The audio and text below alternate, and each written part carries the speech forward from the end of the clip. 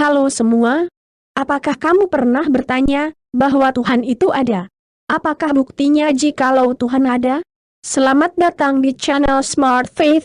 Dalam tema ini, saya akan membahas tentang apakah Tuhan ada dan membuktikan keberadaannya dengan bukti yang konkret, di mana kita membutuhkan jawaban atas berbagai hal yang tidak kita mengerti. Mari kita simak dan membahasnya. Nonton sampai selesai ya. Jangan lupa untuk subscribe, like, comment, and share.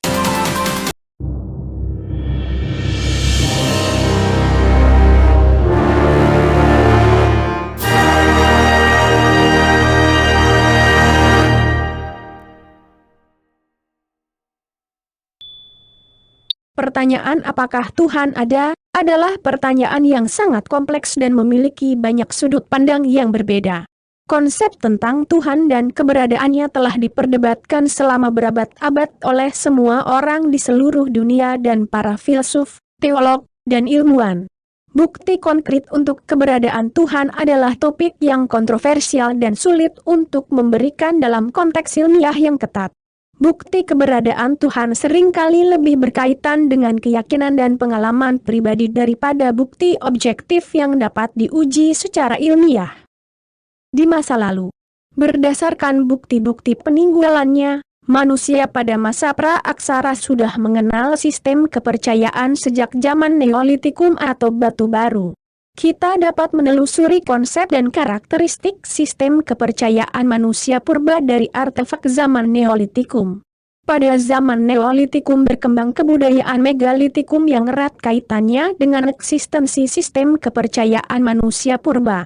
Kebudayaan Megalitikum merupakan suatu tradisi dan kebudayaan manusia purba yang menghasilkan batu-batu besar untuk keperluan religius. Hasil kebudayaan Megalitikum seperti menhir, dolmen, arca, waruga, sarkofagus dan punden berunda dapat memberikan penjelasan kepada kita tentang sistem kepercayaan manusia purba. Sistem kepercayaan manusia purba pada masa pra-aksara bisa dikategorikan menjadi 3 jenis, yaitu 1. Animisme. Kata animisme berasal dari bahasa Latin, anima yang memiliki arti roh.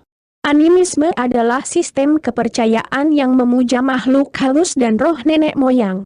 Karakteristik manusia purba yang menganut paham ini adalah mereka yang selalu memohon perlindungan dan permintaan sesuatu kepada roh nenek moyang seperti kesehatan, kesuburan, keselamatan, dan lainnya. 2. Dinamisme. Dinamisme berasal dari bahasa Inggris dynamic yang berarti daya, kekuatan, dinamis. Dinamisme adalah kepercayaan terhadap benda-benda tertentu yang dianggap memiliki kekuatan supranatural seperti pohon besar dan batu besar. Unsur dinamisme manusia purba lahir dari ketergantungan manusia terhadap kekuatan lain yang berada di luar dirinya.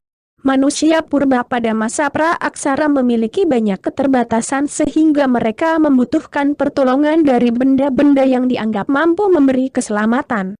3. Totemisme. Totemisme merupakan sistem kepercayaan yang menganggap bahwa hewan atau tumbuhan tertentu memiliki kekuatan supranatural untuk memberikan keselamatan atau malapetaka kepada penganutnya.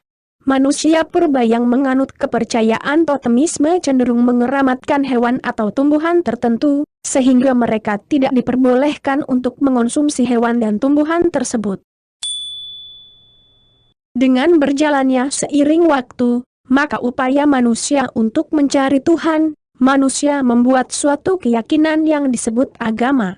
Agama terdiri dari kata A yang berarti tidak, dan gama berarti kacau. Tujuan dari agama adalah sejenis peraturan yang menghindari manusia dari kekacauan, serta mengantarkan manusia menuju keteraturan dan ketertiban dan mempersatukan segala pemeluk-pemeluknya, dan mengikat mereka dalam suatu ikatan yang erat. Seiring perkembangannya, keberadaan agama selalu memengaruhi kehidupan manusia. Hingga saat ini, agama masih saja eksis, bahkan keberadaannya semakin banyak dan tersebar di seluruh dunia. Jika kembali menoleh sejarah di masa lalu, terdapat beberapa agama yang keberadaannya telah eksis sejak dahulu kala dan tetap diyakini hingga saat ini. Terdapat 6 agama ini seringkali disebut sebagai agama tertua sepanjang sejarah keberadaan manusia dan eksis sejak dahulu kala dan tetap diyakini hingga saat ini. 1. Hinduisme. Hindu. Agama Hindu diyakini sebagai agama tertua di dunia, yang mana keberadaannya lebih dari 4000 tahun silam dan ada sejak abad ke-15. Dalam sejarahnya, agama Hindu lahir dari perpaduan dua budaya yakni Arya dan Dravida. Agama ini bermula dari masuknya bangsa Arya ke India pada kisaran tahun 1500 sebelum Masehi.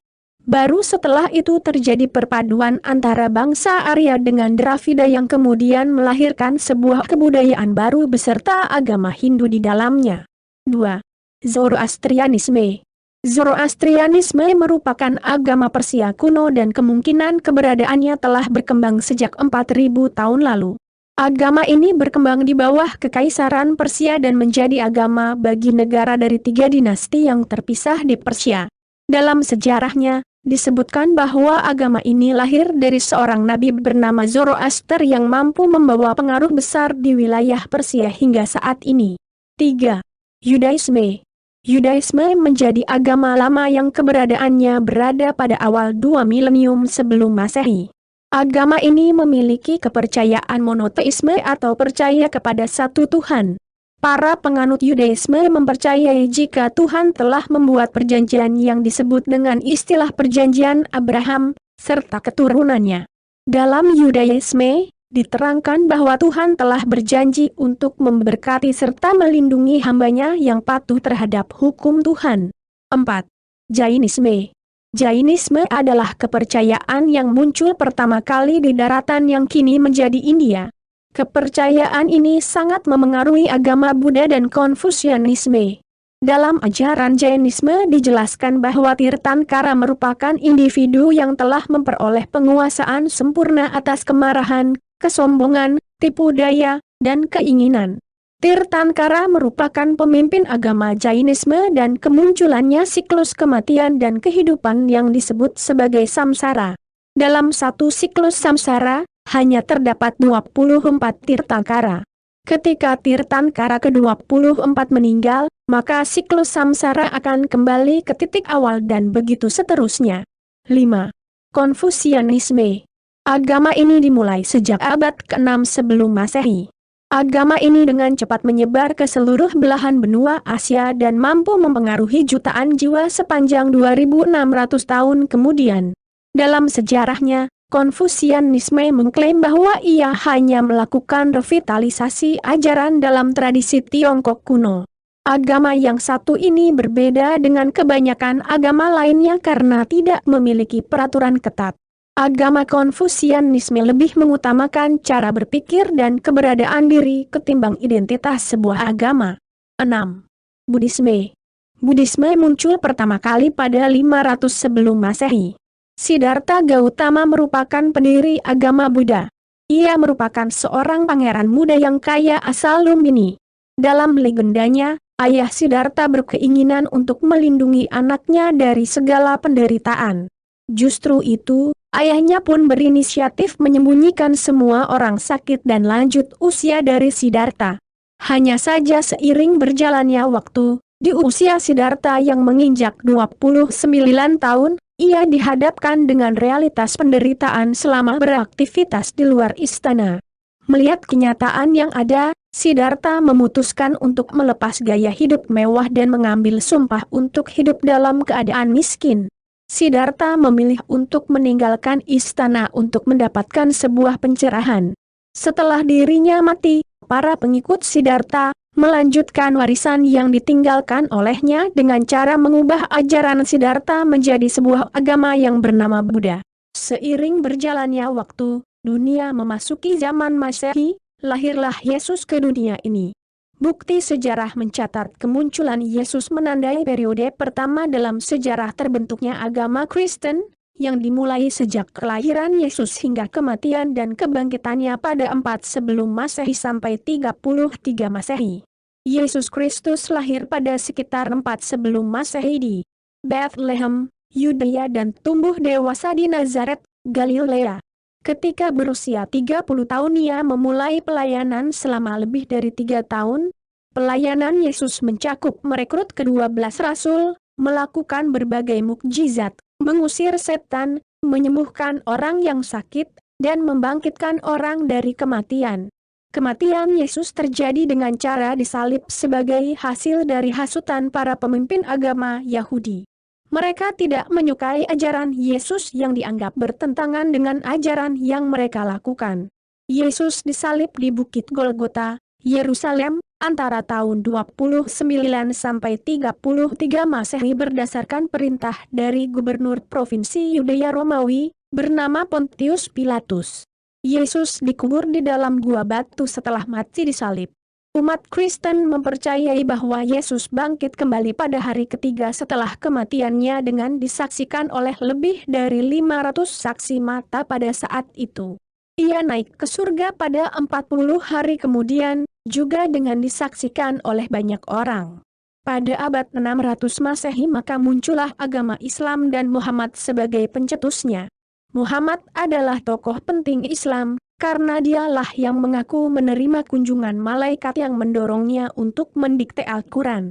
Al-Quran adalah kitab suci agama Islam dan diyakini sebagai kata-kata Allah yang sudah ada sebelumnya dan sempurna. Siapakah Allah? Allah adalah kata Arab untuk Tuhan. Bagi Muslim, Allah adalah zat tertinggi di seluruh alam semesta. Dan banyak lagi bermunculan agama dan keyakinan-keyakinan lainnya. Di sisi lain, ada juga orang yang skeptis terhadap keberadaan Tuhan dan berpendapat bahwa tidak ada bukti yang cukup untuk mendukung klaim tersebut. Mereka mungkin lebih memilih pendekatan ilmiah dan berargumen bahwa hipotesis Tuhan tidak dapat diuji atau diuji ulang secara objektif. Para ilmuwan selalu punya ambisi untuk menemukan berbagai teori baru dan mengembangkan ilmu pengetahuan yang lebih tinggi tingkatannya. Namun dalam berbagai penelitiannya seringkali para ilmuwan terganjal hal-hal yang misterius. Contohnya adalah teori Big Bang, teori evolusi, serta para ilmuwan merumuskan keberadaan Tuhan. Di dalam hidup, sebagian besar manusia berusaha mencari dan menemukan Tuhan. Mungkin karena manusia adalah makhluk yang serba ingin tahu, sehingga manusia berusaha mencari jawaban untuk setiap permasalahan dalam hidupnya, dan jawaban yang terbaik hanyalah di dalam Pencipta. Banyak cara orang dalam berusaha mencari dan menemukan Tuhan. Ada yang berjalan mendaki gunung untuk mencari dan menemukan Tuhan, yang menurut mereka Tuhan ada di sana. Manusia tertentu mencari Tuhan dengan bersemedi atau bertapa di tempat tertentu. Sebagian manusia menemukan Tuhan dalam nyanyian dan tarian, sebagian yang lain menemukan Tuhan melalui memberikan pertolongan kepada orang lain. Berbagai macam buku dan ajaran diberikan atau diakui oleh orang tertentu, bahwa cara merekalah yang terbaik, terbenar dan yang tercepat dalam menemukan Tuhan. Mereka merasa bahkan terkadang memaksa orang lain untuk mempercayai dan mengikuti cara atau kepercayaan mereka. Mencari Tuhan ibarat manusia yang ingin menuju ke sebuah tempat akhir di mana ada kehidupan kekal. Setiap manusia berhak menentukan dengan cara atau transportasi, apa yang terbaik menurut dia, di dalam mencapai tujuannya. Terkadang, hal itulah yang menjadi sumber perdebatan atau perselisihan di antara manusia. Bahkan yang membuat saya pribadi terheran-heran adalah, di dalam satu kepercayaan pun, jenis transportasi yang sama, banyak terjadi perbedaan, yang menjurus kepada kekerasan. Padahal cara atau kepercayaan yang dipilih itu sudah ada aturan-aturan yang berlaku yang harusnya dipatuhi dan dilaksanakan bersama. Berbicara tentang Tuhan maka berkaitan dengan spiritual. Sebagai seorang manusia haruslah menggunakan akal sehat dan hati nurani yang terdalam. Kita harus menyelidiki ajaran setiap masing-masing agama, apakah agama tersebut sejalan antara spiritual dan logika kita untuk ditelusuri, seperti ada sejarah dan histori di dalamnya dan janganlah mempercayai dongeng yang tidak masuk akal kita. Apakah agama itu membawa kedamaian di dalam hati kita? Apakah agama yang akan kita jalani membawa dampak yang baik di dalam kehidupan keseharian kita? Apakah agama tersebut menjanjikan jalan keselamatan untuk kehidupan kekal yang membawa kita kepada Tuhan? Semoga video ini bisa membawa kita kepada pencerahan dan bisa menemukan apa yang menjadi tujuan di akhir kehidupan kita. Tuhan memberkati. Halo Siska, apa kabar? Kabar baik. Bagaimana dengan kabarmu? Baik, terima kasih.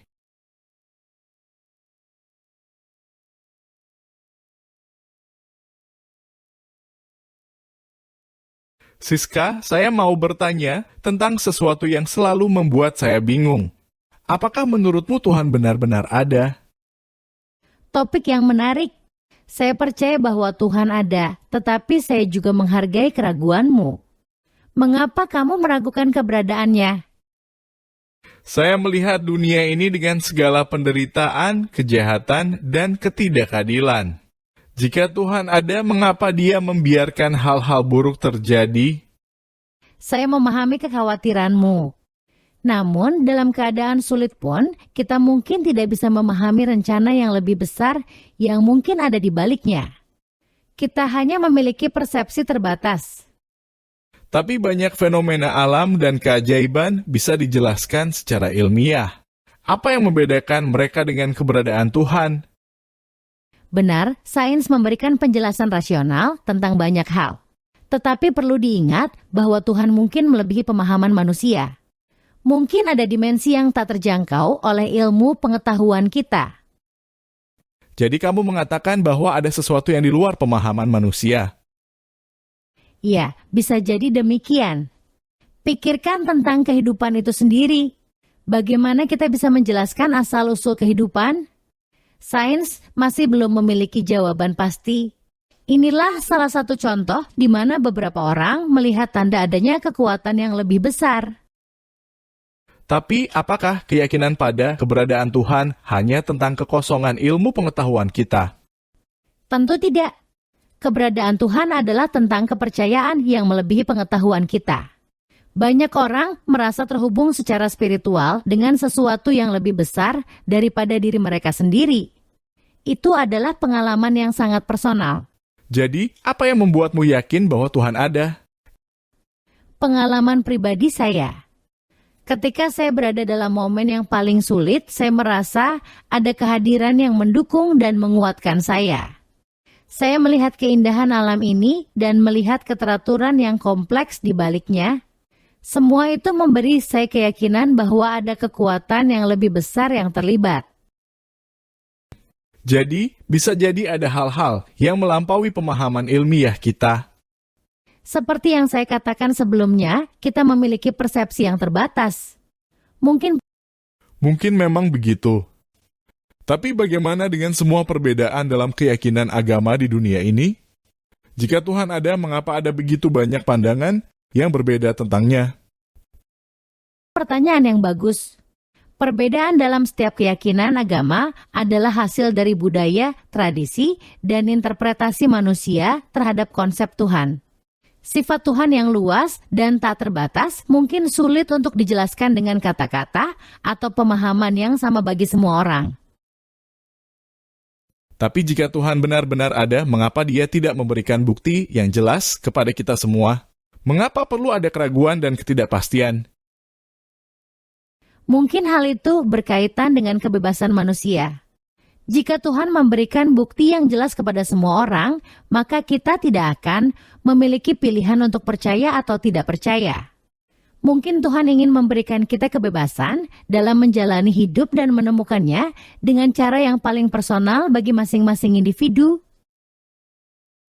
Jadi pada akhirnya keyakinan pada keberadaan Tuhan adalah masalah hati nurani dan kepercayaan yang berasal dari pengalaman masing-masing individu.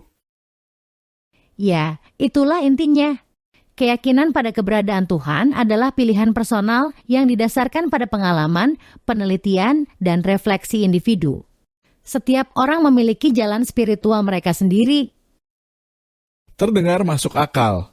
Saya masih memiliki keraguan dan pertanyaan, tetapi setidaknya saya lebih memahami sudut pandangmu sekarang.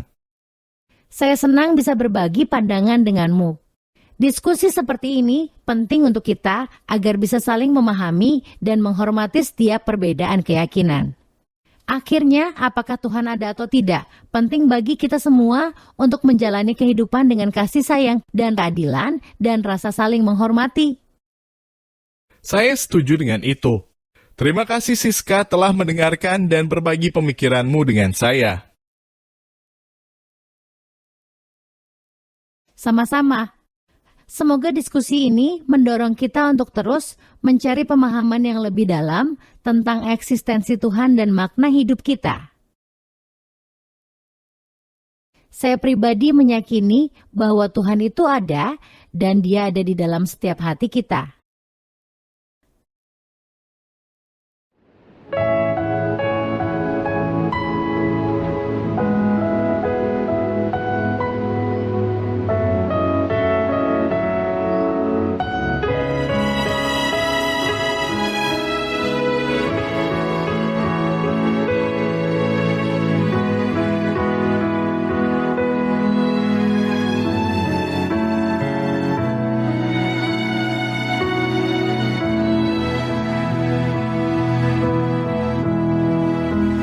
Bila ku pandang langit malam bertabur bintang-bintang, ku tahu Engkau Bapa.